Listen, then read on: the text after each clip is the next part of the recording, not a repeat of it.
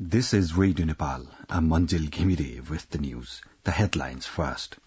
302nd Prithvi Jayanti being observed across the country today. Nepal Rashtra Bank's data shows inflation based on consumer price index remains at 4.95% during last 5 months, and US and UK strike Houthi fighters in Yemen amid Red Sea attacks.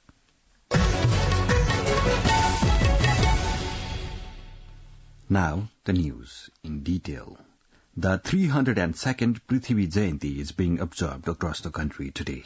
The day is also being observed as National Unity Day and a public holiday.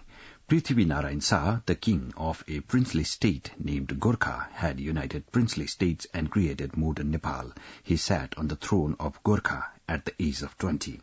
Though wars that lasted about 3 decades, he amalgamated ever-fighting states and made them part of Nepal and when the British Empire was making inroads into India. Giving a message of best wishes on the occasion of Prithvi Jayanti and National Unity Day today, President Ramchandra Paudel reminded that the divine speeches are guidelines on national economy, patriotism, diplomacy and foreign relations. President Paudel paid tribute to Prithvi Narayan Shah, the founder of modern Nepal, and extended best wishes to all Nepali sisters and brothers living in the country and abroad. Likewise, Vice President Ram Sahai Prasad Yadav has also wished for Nepali sisters and brothers at home and abroad on the occasion of National Unity Day. Prime Minister Pushpakamal Dahal Prachanda has directed stakeholders to ensure that patients coming to Bir Hospital will have no complaints about its services. During the meeting with office bearers of the National Academy of Medical Sciences yesterday, Prime Minister Prachanda said the services at Bir Hospital should also be affordable and of quality as the hospital bear the health image of the country. According to Prime Minister's private secretariat, Prime Minister Prachanda stated that the government was making efforts to provide the means and resources demanded by the hospitals. Minister for Energy, Water Resources and Irrigation Shakti Bahadur Basnet says only surplus power will be exported to India. During a meeting of the National Concern and Coordination Committee under the National Assembly yesterday, Minister Basnet stated that Nepal and India had signed agreement on export of 10,000 megawatts electricity from Nepal to India in 10 years and for which infrastructures were being prepared.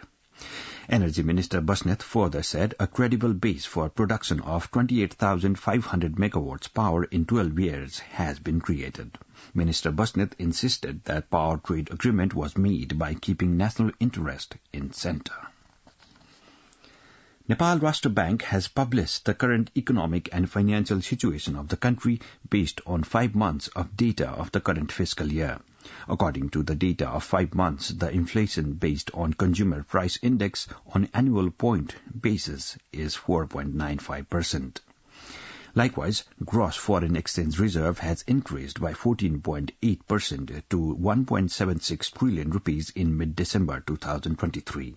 The foreign exchange reserve of the banking sector is sufficient to cover the prospective merchandise imports for 14.1 months.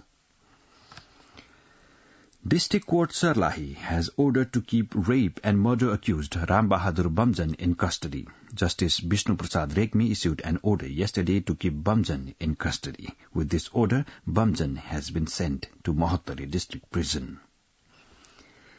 Minister for Law, Justice and Parliamentary Affairs, Dhanaraj Gurung, has called for reaching a consensus on the bill related to transitional justice. Speaking at a meeting of the Law, Justice and Human Rights Committee of the House of Representatives yesterday, Law Minister Gurung said an alternative procedure would be followed to take the bill to conclusion if consensus was not reached among stakeholders. The meeting initiated discussions with a focus on seeking a consensus to advance the bill. The joint meeting of the Nepal-India security officials has decided to enforce the law on both sides in the border area and exchange information to control all types of illegal activities. Chief District Officer of Rupandehi said the joint meeting held in Rupandehi yesterday decided to enforce all kinds of laws and exchange information to control criminal activities, including smuggling, drug trafficking, and human trafficking in the border area. Chairperson of the Irish Upper House, Jerry Buttimer, has paid a courtesy call on President Ramchandra Paudel. During the meeting held at Sital Niwas yesterday, President Paudel stressed the need for collaborating on the matters of mutual interest in the bilateral, regional and multilateral areas, strengthening the relations between Nepal and Ireland. The National Examinations Board, NEB, has urged the Education, Health and Information Technology Committee of the Federal Parliament to continue with the existing system of Secondary Education Examination, SEE.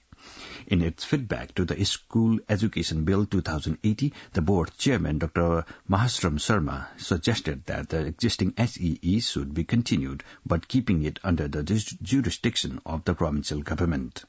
Sharma argued that taking examinations in grade 12 directly after grade 8 was not appropriate as proposed in the bill, adding that external examinations should be conducted in every 2 years.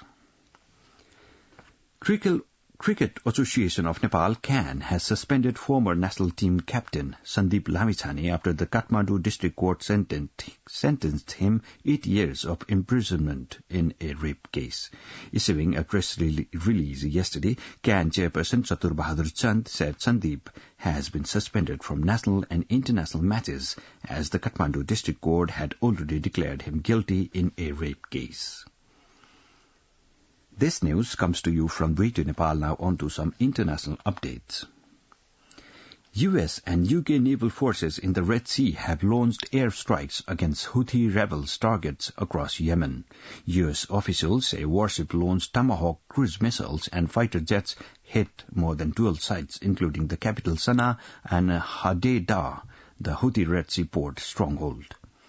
The strikes are in response to repeated attacks by the Iran-backed group on commercial vessels in the Red Sea. The Houthi, who back Hamas, claim to be targeting ships linked to Israel. U.S. officials said the Houthi targets in Yemen included logistical hubs, air defense systems, and arms depots. U.S. President Joe Biden, quoted by Reuters news agency, said U.S. and U.K. military had successfully launched strikes against Houthi targets with support from Australia, Bahrain, Canada, and the Netherlands.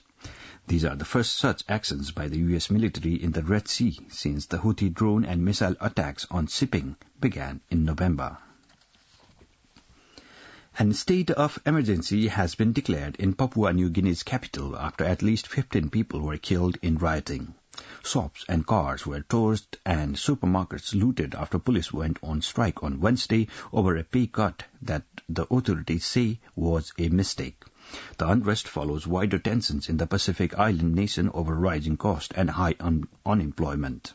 Port Moresby General Hospital confirmed 8 deaths in the capital, while other 7 people were reported to have died in the city of Leh, the second largest city.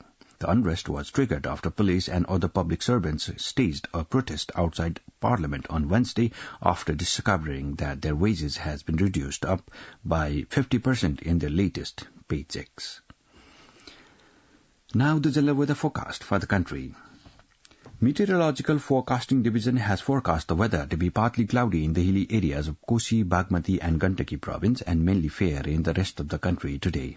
According to the latest information provided by the division, the minimum temperature of Kathmandu Valley is recorded as 5.6 degrees Celsius and the maximum temperature as 17.3 degrees Celsius.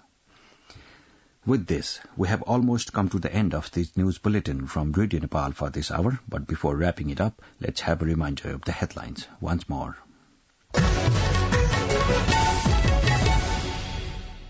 302nd Prithvi Jayanti being observed across the country today. Nepal Rashtra Bank's data shows inflation based on consumer price index remains at 4.95% during last 5 months, and US and UK strike Houthi fighters in Yemen amid Red Sea attacks. This is all we have for this bulletin. Our next bulletin in English will be at 2 in the afternoon. You can listen to us on our website www.onlineradionepal.gov.np and our mobile app. For more news and information, keep listening to Radio Nepal. Have a good day.